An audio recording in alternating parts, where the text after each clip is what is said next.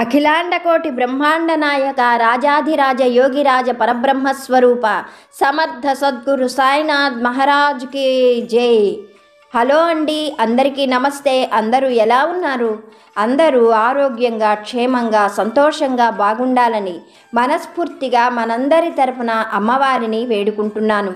అలాగే మనం కోరుకుంటున్న ప్రతి కోరిక నెరవేరాలని, బాబాగారి సంపూర్ణ అనుగ్రహం మనపై ఎల్లప్పుడూ ఉండాలని మన సాయి బంధువులందరి తరపున నేను కూడా బాబాగారి పాదాలనంటి వేడుకుంటున్నాను.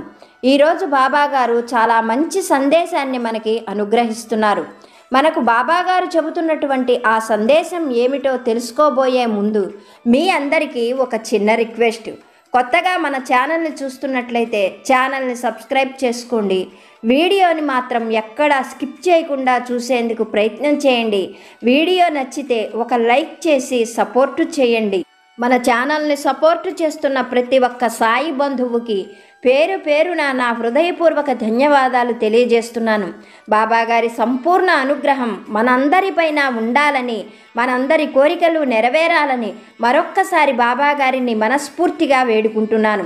ఇప్పుడు బాబాగారు మనకి తెలియజేసే సందేశం ఏమిటో సాయి అనుగ్రహంతో తెలుసుకోవడానికి ప్రయత్నం చేద్దాము. తల్లి, నీ శ్రేయస్సు కోరి ఈరోజు నీతో ఒక మంచి మాటను చెప్పాలనుకుంటున్నాను. బిడ్డ, నీ జీవితంలో నువ్వు చాలా కష్టాలు అనుభవించావు. ఇప్పటికి కూడా నువ్వు అటువంటి కష్టాలనే అనుభవిస్తూ ఉన్నావు.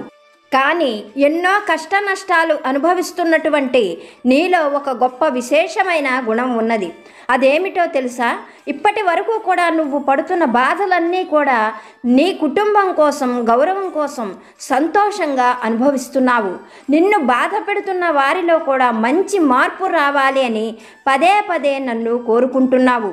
నువ్వు కోరుకుంటున్నట్లుగా ఆ మంచి మార్పు వచ్చే సమయం ఇదిగో ఆసన్నమైంది. ఇప్పుడు ఆ సమయం రానే వచ్చింది. ఎలాంటి వారికి అటువంటి రీతిలోనే బుద్ధి చెప్పవలసి ఉంటుంది. కొన్నిసార్లు మనుషులు శిక్ష పడందే వాళ్ళ బుద్ధిని మార్చుకోరు.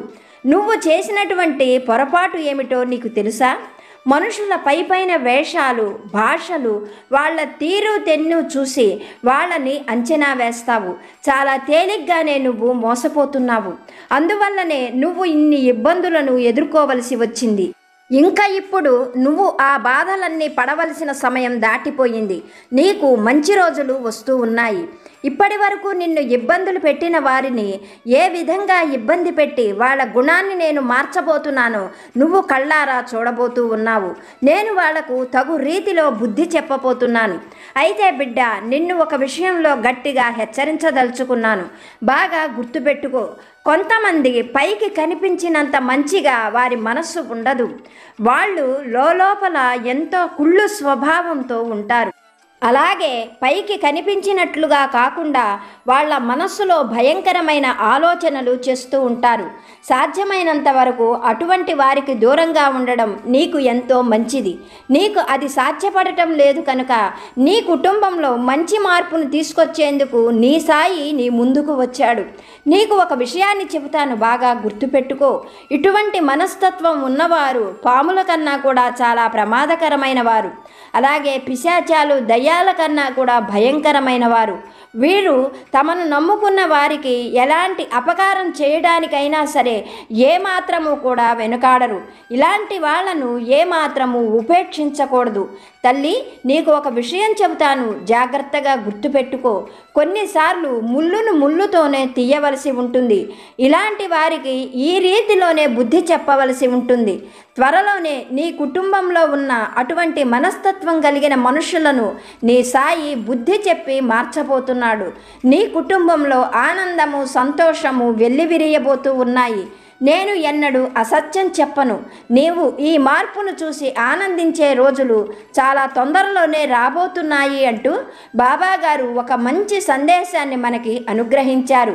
మనకు బాబాగారు చెప్పినటువంటి ఈ సందేశంలోని చక్కని పరమార్థాన్ని బాబాగారి అనుగ్రహంతో ఒక కథ రూపంలో తెలుసుకోవడానికి ప్రయత్నం చేద్దాము. పూర్వం ఒక గ్రామంలో కోటయ్య, రాజమ్మ అనే రైతు దంపతులు ఉండేవారు. కోటయ్య చిన్నతనంలోనే తల్లి చనిపోయింది. తండ్రి కోటయ్యను ఎంతో గారాబంగా పెంచేవాడు. కోటయ్య తండ్రికి 1 ఎకరం పొలం, కొన్ని పాడి పశువులు ఉండేవి. వాటితోనే అతను ఎంతో కష్టపడి 1 ఎకరం పొలాన్ని సంపాదించాడు. అలాగే కొడుకుని అంటే కోటయ్యను ఎంతగానో చదివించి గొప్పవాణ్ణి చెయ్యాలి అని కోటయ్య తండ్రి ఎంతగా ప్రయత్నించినా కోటయ్యకు మాత్రం చదువు అబ్బలేదు.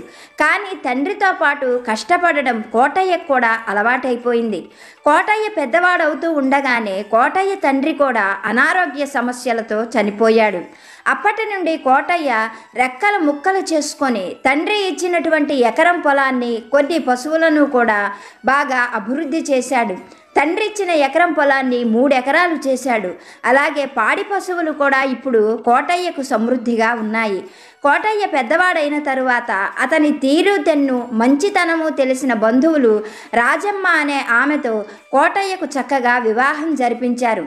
అలా కోటయ్య ఒక ఇంటివాడైన తరువాత వాళ్ళ ఆనందానికి గుర్తుగా కోటయ్య దంపతులకు సంవత్సరం తిరగకుండానే ఒక పిల్లవాడు కలిగాడు.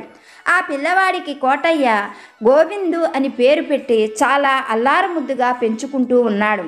ఆ తరువాత కోటయ్య ఆ పిల్లవాడిని బాగా చదివించాలి అన్న ఉద్దేశంతో గోవిందుడిని అక్కడ దగ్గరలోనే ఉన్న పాఠశాలలో చేర్పించాడు. కానీ గోవిందుడికి కూడా చదువు అబ్బలేదు. తండ్రితో పాటుగా పొలానికి వెళ్ళటం, అలాగే తల్లికి ఇంట్లో పనుల్లో సాయం చేయటం గోవిందుడు ఎప్పుడూ చేస్తూ ఉండేవాడు. ఇలా కోటయ్య రాజమ్మ దంపతులకు సంతోషంగా కాలం గడిచిపోతూ ఉన్నది. గోవిందుడు చేస్తున్నటువంటి పని చూసి కోటయ్య తనను తాను చూసుకుంటున్నట్లుగా ఆనందపడేవాడు. ఇలా వీళ్ళ ఆనందాన్ని రెట్టింపు చేస్తున్నట్లుగా కోటయ్య రాజమ్మ దంపతులకు గోవిందుడు పుట్టిన 10 సంవత్సరాల తర్వాత మళ్ళీ 2 కవల ఆడపిల్లలు కలిగారు. ఆ తర్వాత మరొక మగపిల్లవాడు కూడా కలిగాడు. దాంతో కోటయ్య రాజమ్మ దంపతుల ఆనందానికి హద్దు లేదు. ఆ పిల్లలు నలుగురిని చూసుకొని వాళ్ళు ఎంతగానో మురిసిపోయేవారు. పెద్దవాడైన గోవిందుడు తమ్ముణ్ణి, చెల్లెళ్లను చాలా బాగా చూసుకునేవాడు. వాళ్ళను పాఠశాలలకు తీసుకెళ్లి దిగబిడిచి రావటం, వాళ్ళకు కావలసిన వస్తువులు కొనివ్వటం, ఇటువంటి పనులన్నీ చేస్తూ ఉండడంతో గోవిందుడంటే కోటయ్యకు రాజమ్మకు ఎంతో ప్రేమ పెరిగింది. ఇలా సంతోషంగా కాలం గడిచిపోతూ ఉన్నది. గోవిందుడు పెద్దవాడయ్యాడు. పెద్దవాడైన గోవిందుడు తన తండ్రితో పాటుగానే ఇప్పుడు పూర్తిగా పొలం పనుల్లోనే ఉంటున్నాడు. ఇంటి దగ్గర తల్లికి సహాయం చేయడానికి తను ఉండలేకపోతున్నాను అని ఎంతగానో బాధపడేవాడు. ఎలాగైనా సరే తల్లికి సహాయం చేయడానికి వీలుగా తను పెళ్లి చేసుకుంటే ఇంటికి వచ్చిన కోడల వల్ల తన తల్లికి చేదోడు వాదోడిగా పనులలో ఉండడమే కాకుండా ఎంతో కొంత సహాయంగా ఉంటుంది కదా. తను ఎవరినైనా అమ్మాయిని పెళ్లి చేసుకోవడం వల్ల పొలం పనులలో తనకు కూడా సహాయంగా ఉంటుంది కదా అని ఆలోచించాడు గోవిందుడు. తన ఆలోచనను కోటయ్య దంపతులకు చెప్పడంతో వాళ్ళు కూడా సంతోషంగా అంగీకరించారు. అలా గోవిందు, కోటయ్య దంపతులు ఎవరైనా సరే ఒక పేదింటి అమ్మాయి, మంచి గుణవంతురాలైన అమ్మాయి కోసం పెళ్లి సంబంధానికై వెతుకులాట ప్రారంభించారు. తమకు తెలిసినటువంటి బంధువులకు, స్నేహితులకు చెప్పారు కోటయ్య దంపతులు. అలా వాళ్ళు వెతుకుతూ ఉండగా వాళ్ళు ఉంటున్నటువంటి గ్రామానికి 50 మైళ్ళ దూరంలో ఉన్న ఒక గ్రామంలో పేదింటి అమ్మాయి అయిన సావిత్రి గురించి తెలిసింది. అప్పుడు కోటయ్య దంపతులు గోవిందుణ్ణి వెంట పెట్టుకొని ఆ గ్రామానికి వెళ్ళారు. ఆ అమ్మాయి అందచందాలు చూసి గోవిందుడు ఆ అమ్మాయిని చేసుకోవడానికి ఎంతగానో ఇష్టపడ్డాడు. అలాగే ఆ అమ్మాయి మాట తీరు, మంచితనం, నడవడిక అవన్నీ గమనించినటువంటి రాజమ్మ కూడా ఆ అమ్మాయిని తన ఇంటి కోడలుగా చేసుకోవడానికి సంతోషంగా అంగీకరించింది. అలా కోటయ్య దంపతులు, గోవిందుడు అందరూ ఒప్పుకోవడంతో ఒక మంచి శుభముహూర్తంలో గోవిందుడికి, సావిత్రికి చక్కగా పెళ్లి జరిగింది. పెద్దలందరి సమక్షంలో ఘనంగా వివాహం జరిపించారు కోటయ్య దంపతులు. అలా వివాహం జరిగిన తర్వాత సావిత్రి కోటయ్య దంపతులు ఉన్నటువంటి గ్రామానికి, వారి ఇంటికి చేరుకున్నది. అలా ఆ ఇంటికి చేరుకున్న తరువాత సావిత్రి కొన్ని రోజుల వరకు బాగానే ఉన్నది. కానీ అక్కడ నుండి సావిత్రిలో మార్పు రావడం ప్రారంభమైంది. అత్తామామలంటే సావిత్రికి ఏమాత్రం సరిపడేది కాదు. రాత్రివేళ భర్తతోటి తనను ఆ గ్రామం నుండి పట్నం తీసుకొని వెళ్ళి కాపురం పెట్టమని చేస్తామని, ఆ ఇంట్లో ఉండలేకపోతున్నానని భర్తతో ఎన్నో రకాలుగా పోరు పెడుతూ ఉండేది. కానీ గోవిందుడు అవి ఏవీ పట్టించుకోకుండా వీలైనంత వరకు తన తల్లికి సహాయంగా ఉండమని మాత్రమే చెప్పేవాడు. ఇలా రోజు కూడా గోవిందుడు, సావిత్రి ఇరువురు కూడా వేరు కాపురం గురించి గొడవ పడుతూనే ఉండేవారు. అవకాశం వచ్చినప్పుడల్లా సావిత్రి అత్తగారిని సాధిస్తూ ఉండేది. కానీ రాజమ్మ మాత్రం కోడలిని ఏమీ అనేది కాదు. ఆ అమ్మాయి కూడా తన కూతురు లాంటిదే కదా అని తనలో తనే సరిపెట్టుకునేది. బయట నలుగురికి తెలిస్తే అత్తా కోడళ్ల గొడవ వల్ల కుటుంబం పరువు పోతుంది కదా అని ఎంతో గుట్టుగా విని విననట్టుగా కోడల మాటలు పట్టించుకునేది కాదు రాజమ్మ. ఇలా కాలం గడిచిపోతూ ఉన్నది. ఒక రోజున కోటయ్య పొలంలోని ధాన్యం బస్తాలను ఇంటికి చేర్చాలన్న ఉద్దేశంతో ఆ ధాన్యం బస్తాలను ఎడ్లబండిపై వేసి ఇంటికి వస్తూ ఉన్నాడు. అలా వస్తూ ఉండగా ఆ రోజు బాగా వాన కురవడంతో ఆ దారంతా కూడా బురదమయంగా తయారైంది. అలా వస్తూ ఉన్నటువంటి ఆ ఎడ్లబండి తిరగబడటంతో కోటయ్య ఆ ఎడ్లబండి కింద పడిపోయాడు. తెలిసిన వాళ్ళ సహాయంతో గోవిందుడు తండ్రిని ఇంటికి చేర్చాడు. ఆ ఊళ్ళో ఉన్నటువంటి ఒక గొప్ప వైద్యుడిని పిలిపించి తండ్రికి వైద్యం చేయించడానికి ప్రయత్నించాడు గోవిందుడు. ఆ వైద్యుడు కోటయ్యను బాగా పరిశీలించి కొన్ని రోజులు ఔషధాలు ఇచ్చిన తరువాత గోవిందుడితోటి, ఇంకా మీ తండ్రి గారు పెద్ద పెద్ద పనులు చేయలేరు, సాధ్యమైనంత వరకు ఆయన విశ్రాంతిగా ఉండడమే మంచిది, లేకపోతే ప్రాణాలకే ప్రమాదం అని గట్టిగా హెచ్చరించి తన దారిన తను వెళ్ళిపోయాడు ఆ వైద్యుడు. అయితే గోవిందుడు మాత్రం తన తండ్రికి ఎలాగైనా సరే మళ్ళీ పూర్వంలా ఆరోగ్యం తిరిగి రావాలి అన్న ఉద్దేశంతో పట్నం తీసుకొని వెళ్ళి అక్కడ ఎంతోమంది వైద్యులకు చూపించాడు. వాళ్ళు కూడా ఊళ్ళో వైద్యుడు చెప్పినట్లుగానే అతను పెద్ద పెద్ద పనులు చేస్తే ప్రాణాలకే ప్రమాదం అని చెప్పడంతో ఇంకా చెయ్యగలిగింది ఏమీ లేక గోవిందుడు తండ్రితో పాటుగా మళ్ళీ తిరిగి తన ఊరికి చేరుకున్నాడు. ఆనాటి నుండి గోవిందుడు ఇంటి బాధ్యతలన్నీ కూడా తనే చూసుకోవలసి వచ్చింది. 50 ఏళ్ళు కూడా నిండని కోటయ్య 25 ఏళ్ళు కూడా నిండని కొడుక్కి పూర్తి బాధ్యతలు అప్పగించి తను ఇంట్లో పనులే చేసుకుంటూ ఇంటి పట్టునే ఉండసాగాడు. గోవిందుడు అవన్నీ కూడా తనకి కష్టంగా భావించేవాడు కాదు. తన చెల్లెళ్ళకి, తమ్ముడికి మంచి జీవితం ఇవ్వాలి అన్న ఉద్దేశంతో పగలు రాత్రి తేడా లేకుండా చాలా గట్టిగానే కష్టపడుతూ ఉండేవాడు. భర్త అలా కష్టపడటం, ఇంటి పట్టున అత్తమామలు కూర్చోవడం చూసిన సావిత్రి ఏమాత్రం ఓర్చుకోలేకపోయింది. ఆనాటి నుండి కోటయ్య దంపతులకు ఇంకా కష్టాలు ఎక్కువైపోయాయి. సావిత్రి సూటిపోటి మాటలతో అత్తమామలను వేధించసాగింది. కొడుక్కి చెబితే కొడుకు కోడలు ఎక్కడ కొట్లాడుకొని తమ వల్ల ఇబ్బందులు పడతారోనని కోటయ్య దంపతులు ఇంట్లో విషయాలు ఏవీ కూడా గోవిందుడికి చెప్పేవాడు కాదు. ఇలా గోవిందుడు కష్టపడుతూనే ఉన్నాడు. కాలం గడిచిపోతూ ఉన్నది. ఒక రోజున పట్నం నుండి గోవిందుడి చిన్ననాటి స్నేహితుడు ఆ గ్రామానికి వచ్చాడు. అతడికి గోవిందుడి గురించి చిన్నతనం నుండి తెలుసు. గోవిందుడు కష్టపడే తత్వం, తెలివితేటల గురించి అతనికి బాగా తెలియడంతో ఒకనాటి సాయంకాలం వేళ సరదాగా గోవిందుడి దగ్గరకు వచ్చాడు. గోవిందుడి తీరు తెన్ను అన్నీ పరిశీలించిన ఆ చిన్ననాటి స్నేహితుడు గోవిందుడితో, గోవిందు, నేను నీ శ్రేయస్సు కోరి ఒక మంచి మాట చెప్పాలనుకుంటున్నాను. నువ్వు ఎంత కష్టపడతావో, ఎన్ని తెలివితేటలు ఉన్నాయో నాకు బాగా తెలుసు. నా మాట విని నాతో పాటుగా పట్నం రా. పట్నంలో నువ్వు చక్కగా వ్యాపారం చెయ్యి. నీకు అనుకూలంగా ఉన్నది అనిపిస్తే మరింత పెట్టుబడులు పెట్టి నీ వ్యాపారాన్ని చక్కగా విస్తరించుకో. నువ్వు వ్యాపారంలో కనుక ధనాన్ని సంపాదించావు అంటే నీ కుటుంబం కష్టాలన్నీ తీరిపోవడం పెద్ద సమస్య ఏమీ కాదు. నా మాట పైన నమ్మకం ఉంచి కొంత ధనంతో నాతో పాటు పట్నం రా. అక్కడ నీకు అన్ని విధాలా నచ్చింది అనుకుంటేనే నీవు డబ్బు సమకూర్చుకొని పట్నంలో వ్యాపారం ప్రారంభించు. నీకు అన్ని రకాలుగా చేదోడు వాదోడుగా ఉంటాను అంటూ ఆ స్నేహితుడు ఎన్నో రకాలుగా గోవిందుడికి నచ్చజెప్పాడు. ఆ మాటలు గోవిందుడికి కూడా బాగా నచ్చాయి. ఎంత కష్టపడ్డా, పొద్దుట నుండి రాత్రి వరకు పొలంలో శ్రమించినా తన కుటుంబానికి 3 పూట్ల భోజనం తప్ప మరేమీ చెయ్యలేకపోతున్నాడు. తన కుటుంబాన్ని ఆదుకోవాలి అని అంటే తన దగ్గర చాలా ధనం కావాలి. అంత ధనం కావాలి అంటే స్నేహితుడు చెప్పినట్లుగా వ్యాపారమే చెయ్యాలి. ఇలా బాగా ఆలోచించిన గోవిందుడు ముందుగా కోటయ్య దంపతులకి చెప్పి వారిని ఒప్పించటం చాలా కష్టమయ్యింది. ఒక్కగానొక్క కొడుకుని పట్నం పంపించడం ఇష్టం లేకపోయినా డబ్బు కోసం కొడుకు అంతగా నచ్చజెపుతుంటే కోటయ్య దంపతులకు ఒప్పుకోక తప్పలేదు. సావిత్రి ఆనందానికైతే అంతు లేకుండా పోయింది. ఆనాటితో అత్తామామల పీడ, మరుదులు, ఆడబిడ్డల గోల తనకు తప్పిపోతుంది కదా, పట్నంలో భర్తతో హాయిగా బ్రతకవచ్చు అని సావిత్రి కూడా ఎంతో సంతోషంగా గోవిందు పట్నం వెళ్ళడానికి అంగీకరించింది. అలా గోవిందు కుటుంబ సభ్యుల అంగీకారంతో కొంత ధనాన్ని తీసుకొని స్నేహితుడితో పాటుగా పట్నం వెళ్ళాడు. అక్కడ స్నేహితుడి ఇంట్లోనే కొన్ని రోజులు ఉండి ఆ పట్నమంతా కలయజూశాడు. అతనికి అక్కడ ఏది బాగా అమ్ముడవుతుందో తొందరగానే అర్థమైంది. అలా గోవిందుడు స్నేహితుడి సహకారంతో ఆ పట్నంలోనే ఒక చిన్న దుకాణాన్ని అద్దెకి తీసుకొని బియ్యం వ్యాపారం ప్రారంభించాడు. అతడు ప్రారంభించిన వేళా విశేషం భగవంతుడి దయ, అతని మంచి మనస్సుతో చాలా తొందరలోనే ఆ పట్నంలో మరొక పెద్ద బియ్యం దుకాణాన్ని ప్రారంభించే స్థాయికి చేరుకున్నాడు. ఇప్పుడు అతడు పట్టిందల్లా బంగారం అవుతూ ఉన్నది. చాలా తొందరలోనే తన స్నేహితుడి సూచన ప్రకారంగా పల్లెటూళ్ళలో ఉన్నటువంటి తన తల్లిదండ్రుల్ని, కుటుంబం మొత్తాన్ని కూడా మళ్ళీ ఆ నగరానికి చేర్చాడు.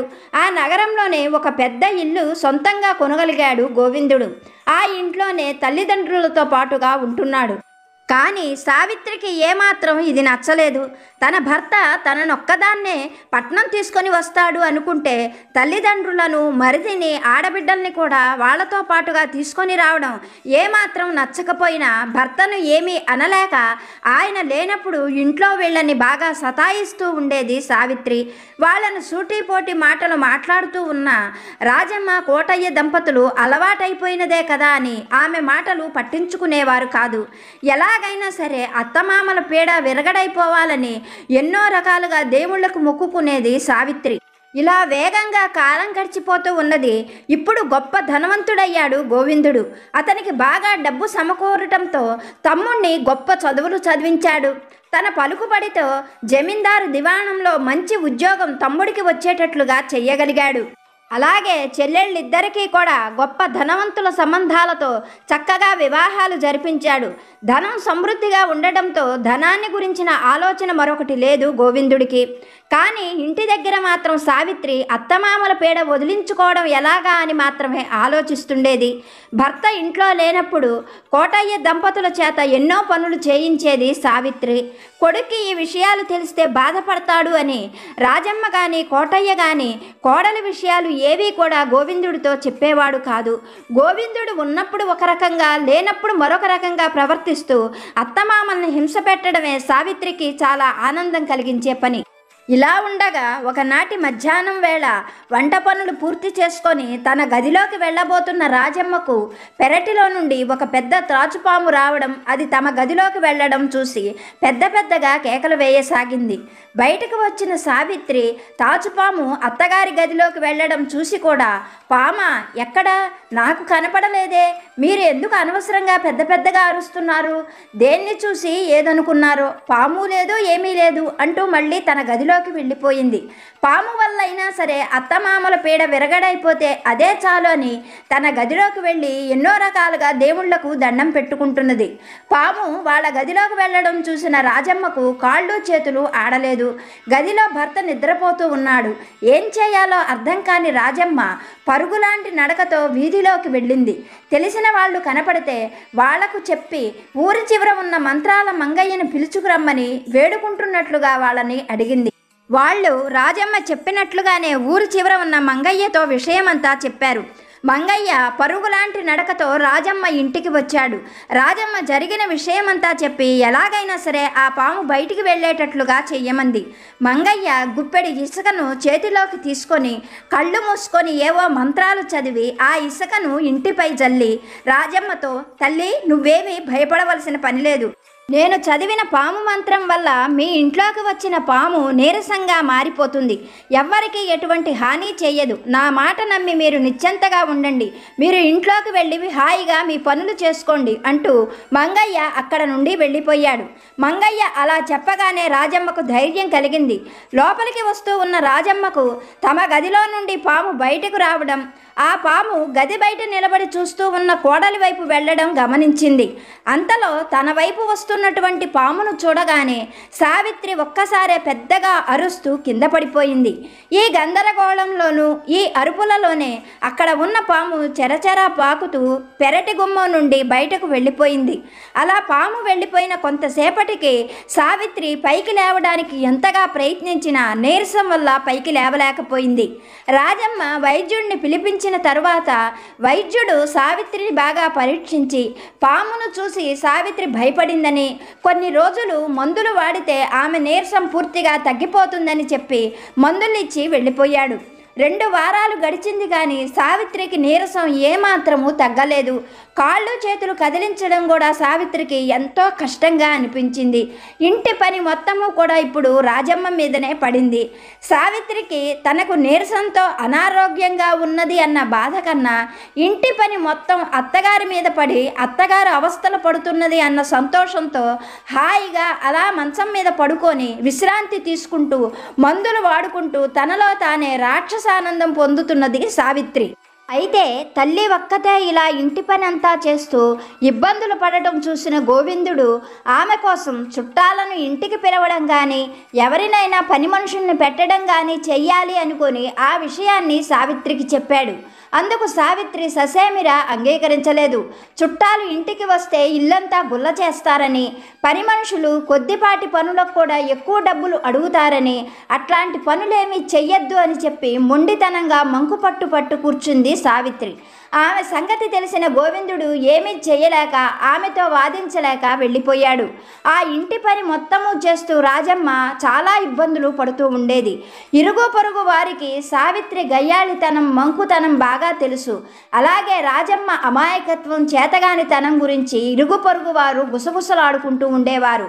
ఇలా ఉండగా ఆ నగరానికి 50 ఆమడల దూరంలో చింతతోపులతో ఉన్న ఒక చిట్టడవి ఉండేది. ఆ అడవిలో ఎన్నో రకాలైన పిశాచాలు ఉండేవి. ఆ దారిని వచ్చిపోయే వారికి కానీ ఎవరికీ కూడా ఆ అడవిలోని పిశాచాలు ఎలాంటి హాని కలిగించేవి కాదు. ఆ పిశాచాలలో శంకిణి అనే ఒక పిశాచం ఉండేది. అది వయసు మళ్ళిన పిశాచాలను అల్లరిపెట్టి ఆనందించేది. దాని బాధలు భరించలేనటువంటి వయసు మళ్ళిన పిశాచాలన్నీ పిశాచాల నాయకుడి దగ్గర తమ బాధలను చెప్పుకున్నాయి. ఆ పిశాచాల నాయకుడు శంకిణిని పిలిపించి నగరంలో సావిత్రి ఇంట్లో 3 నెలల పాటు పని మనిషిగా పనిచేస్తే తప్ప తిరిగి తమ గుంపులోకి రావద్దు అని గట్టిగా కట్టడి చేశాడు. గుంపును వదిలి ఉండలేని శంకిణి నాయకుడు చెప్పినట్లుగా చేసేందుకు నగరానికి వచ్చింది. ఒక అందమైన అమ్మాయిగా మారి గోవిందుడి ఇంటికి వెళ్ళి తలుపు తట్టింది. ఆ సమయంలో ఇంట్లో పని చేసుకుంటున్న రాజమ్మ తలుపు శబ్దం వినిపించడంతో బయటకు వచ్చి తలుపు తీసింది. అందమైన అమ్మాయి రూపంలో ఉన్న శంకిణి రాజమ్మకు నమస్కారం చేసి ఏదైనా పనిప్పిస్తే చేస్తాను అన్నది. అప్పుడు రాజమ్మ మాయారూపంలో ఉన్న ఆ అమ్మాయిని తన కోడలి దగ్గరకు తీసుకొని వెళ్ళింది. తన దగ్గరకు వచ్చిన ఆ అమ్మాయిని చూస్తూనే లోపల చాలా కోపం కలిగింది సావిత్రికి. ఎలాగైనా సరే ఆ అమ్మాయిని బెదరగొట్టి పంపించేయాలి అన్న ఉద్దేశంతో మాయారూపంలో ఉన్న శంకిణితో, ఇదిగో అమ్మాయి, నేను చెప్పినట్లుగా పనిచేస్తేనే నేను నిన్ను ఇక్కడ పనిలో ఉండనిస్తాను. నువ్వు తెల్లవారుజామునే మా అందరికన్నా ముందు లేవాలి, ఇల్లంతా కూడా శుభ్రం చేయాలి, పెరడంతా శుభ్రం చేయాలి, వీధి గుమ్మంలోనూ అలాగే పెరటి గుమ్మంలోనూ అందంగా ముగ్గులు వేయాలి, మా బట్టలన్నీ ఉతకాలి, మేము స్నానం చేయడం కోసం బావుల్లో నీళ్లు తోడి తొట్టెలన్నీ నింపాలి, అలాగే వంట అంతా కూడా విసుక్కోకుండా నువ్వే చెయ్యాలి, వంట కట్టెలను కూడా పెరట్లో నుండి నువ్వే తెచ్చుకోవాలి, నీకు మాత్రం 2 పూట్ల భోజనం పెడతాము, నెలకు 1 వరహా ఇస్తాము, నువ్వు వీధి గుమ్మంలోనే పడుకోవలసి ఉంటుంది అని చెప్పింది సావిత్రి. సావిత్రి చెప్పిన వాటన్నిటికీ మనిషి రూపంలో ఉన్న శంకిణి సరేనని తల ఊపింది. శంకిణి అలా ఒప్పుకుంటుంది అని ఏమాత్రం ఊహించని సావిత్రి శంకిణితో మధ్యలో పని మానేసి వెళ్ళకూడదు, నువ్వు అలా వెళ్ళేటట్లయితే అప్పటి వరకు నువ్వు పనిచేసిన డబ్బులు ఇవ్వము అంటూ ఖరాఖండిగా చెప్పింది. సావిత్రి ఆలోచనను బాగా గ్రహించిన శంకిణి, మీరు కూడా మధ్యలో నన్ను పని మానేయమని చెప్పకూడదు, 3 నెలల వరకు నేను ఈ ఇల్లు వదిలిపెట్టి మీరు వెళ్ళమన్నా కూడా వెళ్ళను అని చెప్పి ఆ క్షణం నుండే ఆ ఇంట్లో పనిలోకి చేరిపోయింది శంకిణి. ఆ రోజు నుండి రాజమ్మతో ఎంతో తెలిసిన మనిషిలా కలివిడిగా తిరుగుతూ అందరూ ఎవరు ఏ పని చెప్పినా కాదనకుండా చేసి పెడుతున్నది శంకిణి. ముఖ్యంగా శంకిణి వచ్చిన దగ్గర నుండి రాజమ్మకు అటు పుల్ల ఇటు పెట్టవలసిన అవసరం లేకపోయింది. చక్కగా రాజమ్మ కొడుకు పిల్లలతోనూ కూతుళ్ళ పిల్లలతోనూ ఇరుగు పొరుగు వారి పిల్లలతోనూ చాలా సంతోషంగా ఆనందంగా గడుపుతున్నది. శంకిణి వాళ్ళు అడిగినట్లుగా కోరినన్ని పిండి వంటలు చేసి పెడుతున్నది. ఆ పిల్లలందరూ శంకిణికి కూడా బాగా అలవాటైపోయారు. శంకిణి తను పిశాచము అన్న విషయాన్ని కూడా వదిలిపెట్టి వాళ్ళందరితో చక్కగా కలిసిపోతూ ఎవ్వరు ఏది అడిగినా కాదనకుండా చేసేది. అంతేకాకుండా ఎంత కష్టమైన పనులు చెప్పినా కూడా తనకు పిశాచం కాబట్టి అతీతమైన శక్తులు ఉండటం చేత కొద్ది క్షణాల్లోనే ఆ పనులన్నీ చకచక చేసేస్తూ ఉండేది. ఇంట్లో అందరికీ కూడా శంకిణి బాగా నచ్చింది. ఇరుగు పొరుగు వారు కూడా శంకిణితో బాగా కలిసిపోయి ఉన్నారు. వాళ్ళందరూ అలా ఆనందంగా ఉండటం, ముఖ్యంగా అత్తగారు అలా పిల్లలతో సంతోషంగా ఉండడం సావిత్రికి ఏమాత్రమూ నచ్చలేదు. ఏదో ఒక కారణం చెప్పి శంకిణిని బయటికి పంపించి వెయ్యాలి, అత్తగారి చేత ఇంటి పనులన్నీ చేయించాలి, ఎలా చెయ్యాలా అని ఆలోచిస్తూ ఉన్నది సావిత్రి. ఇలా ఉండగా ఒక రోజున శంకిణికి పొద్దుటి నుండి మధ్యాహ్నం వరకు సావిత్రి ఏవో ఒక పనులు చెబుతూనే ఉన్నది. మధ్యాహ్నం వేళకు ఇంటి చుట్టుపక్కల ఉన్న పిల్లలందరూ కూడా రాజమ్మ దగ్గరకు చేరి రకరకాలుగా పెద్ద పెద్దగా అరుస్తూ ఆమె చేత కథలు చెప్పించుకుంటూ ఉన్నారు. ఆ అరుపులు గోలలు తట్టుకోలేకపోయింది సావిత్రి. అంతేకాకుండా శంకిణి వారికి రకరకాలైన పిండి వంటలు వండి పెట్టడం, వాళ్లతో కలిసి శంకిణి కూడా అల్లరి చేయడం మరింత కోపాన్ని తెప్పించింది సావిత్రికి. ఒక్క కేక పెట్టింది సావిత్రి. మరుక్షణంలోనే శంకిణి సావిత్రి దగ్గరకు వెళ్ళి నుంచుంది. అప్పుడు సావిత్రి శంకిణిని చూస్తూ, ఆ పిల్లలందరూ ఇలా గోల చేస్తుంటే నాకు చాలా చిరాగ్గా ఉన్నది. నువ్వు కూడా పిల్లల్లో చేరి ఏమిటి ఆ అరుపులు కేకలు? వెంటనే ఆ పిల్లలను ఇక్కడి నుంచి బయటకు పంపించివేయి, నాకు చాలా చిరాగ్గా ఉన్నది అన్నది కోపంగా.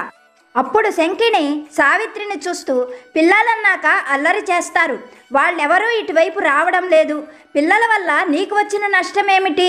నువ్వు ఏ పని చెప్పినా కానీ చేస్తున్నాం కదా, పిల్లల్ని ఏమీ అనవద్దు అన్నది శంకిణి. శంకిణి అలా ఎదురు చెప్పేసరికే సావిత్రికి చాలా కోపం వచ్చింది. వెంటనే సావిత్రి కళ్ళు పెద్దవి చేస్తూ, పని మనిషివి, నువ్వు నాకు ఎదురు చెబుతావా? నువ్వు కూడా నాకు నీతులు చెప్పేదానివైనావా? వెంటనే పని మానేసేయ్ అంటూ కళ్ళు పెద్దవి చేసి భయపెడుతున్నట్లుగా చూసింది శంకిణి వైపు. వెంటనే శంకిణి సావిత్రిని చూస్తూ, పిల్లల్ని భయపెట్టినట్లు నన్ను భయపెట్టాలనుకుంటున్నావా? భయపెట్టడం నాకు కూడా బాగానే వచ్చు అంటూ మరుక్షణమే శంకిణి కళ్ళు గుండ్రంగా తిప్పుతూ తల గుండ్రంగా తిప్పుతూ పిశాచ రూపంతో తన మీదకి దూకినంత పని చేసింది. ఆ రూపాన్ని ఆ తీరును చూడగానే సావిత్రికి పై ప్రాణాలు పైనే పోయాయి. వెంటనే పెద్దగా పిశాచం పిశాచం అంటూ అరుస్తూ ఆ మంచం మీదనే స్పృహ తప్పి పడిపోయింది. ఆమె కేకలు విన్న ఇంట్లోని వారందరూ కూడా అక్కడికి చేరారు. అప్పుడు సావిత్రి కొద్దిసేపటికి తేరుకొని, ఇంట్లో పిశాచం ఉన్నది, వెంటనే మంత్రాల మంగయ్యని పిలవండి అంటూ కేకలు వేసింది. ఆమె మాటలు ఎవరూ నమ్మకపోయినా ఆమె చేసే గోలకు హడావిడికి తట్టుకోలేక అప్పటికప్పుడే మంత్రాల మంగయ్యకు కబురు పెట్టారు. మంగయ్య క్షణాల మీద అక్కడికి చేరుకున్నాడు. ఇంటి ముందుకు చేరుకున్న మంగయ్య క్షణకాలం పాటు కళ్ళు మూసుకొని, అవును, మీ ఇంట్లో పిశాచం ఉన్నమాట నిజమే, అయితే అది ఇప్పుడే నిస్తేజమైపోయి పక్షవాతంతో కాళ్ళు చేతులు పడిపోయేటట్లుగా నేను మంత్రం వేస్తాను, మీరెవరూ భయపడవలసిన పని లేదు అంటూ గాల్లో చేయి చూపిస్తూ ఏవో మంత్రాలు పఠించాడు. కొన్ని క్షణాల తర్వాత ఇంట్లోని వారితో, ఆ పిశాచం కాళ్ళు చేతులు పడిపోతాయి, మీరెవరూ భయపడకండి అని చెప్పి అక్కడే ఉన్నాడు. కొన్ని క్షణాలకు మంచం మీద ఉన్న సావిత్రి కాళ్ళు చేతులు పడిపోయాయి. ఆమె కన్నీరు మున్నీరుగా విలపిస్తూ పెద్దగా కేకలు వేస్తూ, ఏమిటి పని? మీరందరూ కలిసి నన్ను చంపాలనుకుంటున్నారా? పిశాచం కోసం మీరు మంత్రం చదివితే ఆ మంత్రం వల్ల నా కాళ్ళు చేతులు పడిపోయాయి అంటూ వలవల విలపించసాగింది. ఆమె తీరు చూసినటువంటి మంగయ్య ఆశ్చర్యపడుతూ సావిత్రితో నువ్వు చాలా అసాధారణమైన మనిషివి అని చెప్పాడు. అందుకు సావిత్రి, నేను అసాధారణమైన మనిషినేమిటి, నేను కూడా మీలాగా సాధారణమైన మనిషినే కదా అన్నది. అందుకు మంగయ్య తడుముకోకుండా సావిత్రితో, నువ్వు అసాధారణమైన మనిషివి కనుకనే నేను పాము కోసం వేసిన మంత్రం నీ మీద పనిచేసింది, అలాగే నట్టింట్లో ఉన్న పిశాచం కోసం వేసిన మంత్రం కూడా నీ మీదనే పనిచేసింది అని చెప్పాడు. అందుకు అర్థం కానట్లు ఆ ఇంట్లోని వారు సావిత్రి కూడా ప్రశ్నార్థకంగా మంగయ్య వైపు చూశారు. అప్పుడు మంగయ్య వారితో, పాము మీ ఇంట్లోకి వచ్చిన మాట నిజం, మీ ఎవరికి హాని కలిగించలేదు, అది పొరపాటుగా మీ ఇంట్లోకి వచ్చింది, ఆ తరువాత అది తన దారిన తను వెళ్ళిపోయింది. కానీ ఈమె పగ పెంచుకొని పెళ్ళైన నాటి దగ్గర నుండి అత్తమామల చావు కోరుకున్నది. అందుకోసమే ఆ స్వభావంతో ఉన్న ఈమె పైన నేను పాము మంత్రం ప్రయోగించగానే ఆ మంత్రం ఈమె పైన పనిచేసింది. అలాగే మీ నట్టింట్లో ఉన్న పని మనిషి రూపంలోని శంఖిణి మీకు ఏమాత్రం హాని చెయ్యలేదు, పైగా మీకు ఇంటి పనులు చేసి పెడుతూ మీకు ఎంతో సహాయకారిగా ఉన్నది. మిమ్మల్ని ఎవరిని భయపెట్టలేదు, బెదిరించలేదు, బాధ పెట్టలేదు. అందుకోసమనే నేను పిశాచ మంత్రం చదవగానే ఆ స్వభావం ఉన్న ఈమె పైన ఆ మంత్రం పనిచేసింది. ఈమె వివాహమైన దగ్గర నుండి పిశాచం వలె అత్తమామలను అలాగే భర్తను కూడా పీడిస్తూ వాళ్ళను ఎంతగానో బాధ పెడుతున్నది. కనుకనే పిశాచ మంత్రం ఆ పిశాచం పైన కాకుండా ఆ స్వభావం ఉన్నటువంటి ఈమె పైన పనిచేసింది అంటూ సావిత్రి వైపు తిరిగి, అమ్మా, నేను చెయ్యగలిగిందైతే ఏమీ లేదు, నువ్వు నీ స్వభావాల్ని మార్చుకున్నట్లయితే గనక నా మంత్రాలు వాటంతటవే వెనక్కి వెళ్ళిపోతాయి, ఇంతకన్నా నేను ఏమీ చెప్పలేను అంటూ అక్కడ నుండి వెళ్ళిపోయాడు మంగయ్య. తన తీరు వల్ల తనకు ఇంత ప్రాణాపాయం తెచ్చుకున్నందుకు సావిత్రి ఎంతగానో కుమిలి కుమిలి ఏడ్చింది. ఆనాటి నుండి సావిత్రి తన మనస్తత్వాన్ని మార్చుకోవడం కోసం, తన ప్రాణాలను దక్కించుకోవడం కోసం తనలో ఉన్నటువంటి పిశాచ స్వభావం, పాము స్వభావాన్ని పూర్తిగా వదిలిపెడుతూ అత్తమామలతోనూ భర్తతోనూ ఎంతో అనుకూలంగా నడుచుకుంది. చాలా తొందరలోనే సావిత్రి మళ్ళీ పూర్వం వలె ఆరోగ్యంతో సంతోషంగా ఆ కుటుంబంలో నివసించసాగింది. ఈ కథ రూపంలో బాబాగారు చాలా చక్కని సందేశాన్ని మనకి అనుగ్రహిస్తున్నారు. తల్లి, ఎల్లప్పుడూ కూడా ఈ మాటను బాగా గుర్తుపెట్టుకో. కొన్నిసార్లు ముళ్ళును ముళ్ళుతోనే తీయవలసి ఉంటుంది. ఎందుకనగా కష్టము నష్టము కలగందే కొంతమంది మనుషులు వాళ్ళ స్వభావాలను ఏమాత్రము మార్చుకోరు. మరొక ముఖ్యమైన విషయం ఏమిటంటే, ఎప్పుడూ కూడా మనుషులను చూసి, వారి ఆకృతులను చూసి వారి స్వభావాలను ఎప్పుడూ నువ్వు అంచనా వెయ్యవద్దు. ఎందుకంటే వాళ్ళ రూపానికి వాళ్ళ మనస్సుకు ఏమాత్రము సంబంధం ఉండదు. అంతేకాకుండా నీ సాయిగా నువ్వు గుర్తుపెట్టుకోవలసిన ఒక ముఖ్యమైన మాటను చెబుతున్నాను. ఎప్పుడూ కూడా నీ జీవితంలో మంచి మనసు ఉన్నవారితో స్నేహం చెయ్యి. వారికి నీ జీవితంలో నీ మనసులో చక్కని స్థానాన్ని కల్పించు. ఎందుకంటే అలా నువ్వు చేసినప్పుడే నీ జీవితకాలం నువ్వు కష్టాలలోనూ నష్టాలలోనూ బాధలలో కూడా సంతోషంగా ఉండగలవు. నీ సాయి నీకు ఎప్పుడూ తోడుగా ఉంటాడు అన్న ఈ సత్యాన్ని మర్చిపోవద్దు. నీకు అంతా మంచే జరుగుతుంది అంటూ బాబాగారు ఈరోజు ఒక గొప్ప సందేశాన్ని కథ రూపంలో మనకి అనుగ్రహించారు. ఇప్పటి వరకు వీడియో చూసిన మీ అందరికీ పేరు పేరున నా హృదయపూర్వక ధన్యవాదాలు. మరొక మంచి వీడియోతో బాబాగారి ఆశీస్సులతో మళ్ళీ కలుసుకుందాం. సర్వేజన సుఖినో భవంతు.